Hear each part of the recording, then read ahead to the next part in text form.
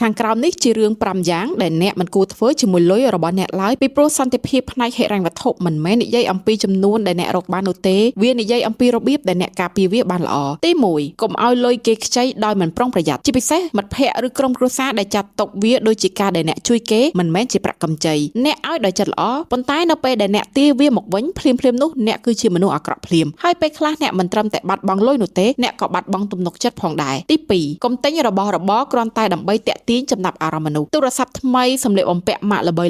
របៀបរស់នៅធ្វើដូចជាអ្នកមានអ្វីទាំងមិនធ្វើឲ្យអ្នកមានតម្លៃទាំងនេះការព្យាយាមមើលទៅដូចជាអ្នកមានប៉ុន្តែកំពុងខ្វះខាតហើយផ្នែកដ៏អាក្រក់បំផុតនោះគឺមនុស្សភាគច្រើននឹងមិនចាំអ្វីដែលអ្នកបានទិញនោះទេទី3កុំចាយលុយដែលអ្នកមិនមានពិតប្រាកដបំណុលមានអារម្មណ៍ងាយស្រួលនៅថ្ងៃនេះប៉ុន្តែវានឹងក្លាយជាបន្ទុកធ្ងន់នៅថ្ងៃស្អែកប្រសិនបើលុយមិននៅក្នុងគណនីរបស់អ្នកទេកុំធ្វើដូចជាវាមានកម្លាំងចិត្តមួយថ្ងៃអាចបង្កើតភាពតានតឹងរាប់ខែទី4គឺកុំប្រងើយកន្តើយនឹងទម្លាប់ចាយវារបស់អ្នកមនុស្សជាច្រើនមិនខ្សែធនទេពីព្រោះពួកគេរកបានតិចតួចពេកពួកគេខ្សែធនពីព្រោះលុយរបស់ពួកគេត្រូវបានចាយនៅកន្លែងដែលមិនត្រឹមត្រូវការចំណាយតិចតួចដែលកើតឡើងម្ដងហើយម្ដងទៀតជារៀងរាល់ថ្ងៃអាចបំផ្លាញគោលដៅធំៗការតាមដានការចំណាយផ្ដល់ឲ្យអ្នកនៅការគ្រប់គ្រងលុយបានយ៉ាងមានប្រសិទ្ធភាពទី5គឺត្រូវមានលុយសម្រាប់ពេលបន្ទាន់ដូចជាពេលឈឺជាដើមជីវិតមិនប្រមានអ្នកមុនពេលវាធ្លាក់ខ្លួនឈឺទេគ្រោះថ្នាក់មួយវិក័យប័ត្រវិជ្ជសាស្ត្រមួយគ្រាអាសន្នគ្រួសារមួយអាចបំផ្លាញអ្នកប្រសិនបើអ្នកមិនបានត្រៀមខ្លួនពីព្រោះលុយមិនមែនគ្រាន់តែជាសាច់ប្រាក់នោះទេវាជាវិន័យ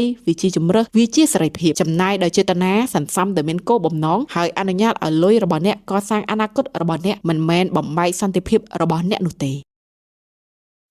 បន្លែយាយបេះថ្ងៃណោបានស្អីតំណំក្រាននេះរកដល់ស្អុយនេះស្បៃមិនល្អ3ខែជាង3 4ខែណោស្បៃនេះយាយដាំបងប្អូនអើយយាយចេញដាំឡើងគឺថាដើម្បីគឺថា